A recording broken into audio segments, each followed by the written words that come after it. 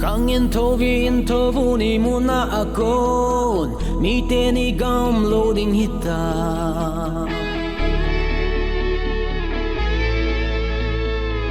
Kangin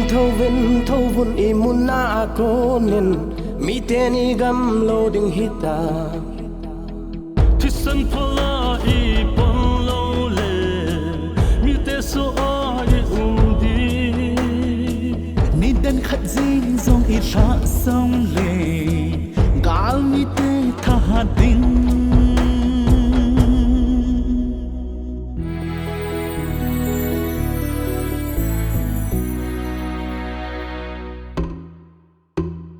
Zangol sabang ka kho khai ta ding e ka sebon mang lo lai Zangol sabang ka kho khai ta ding e ka sebon mang lo lai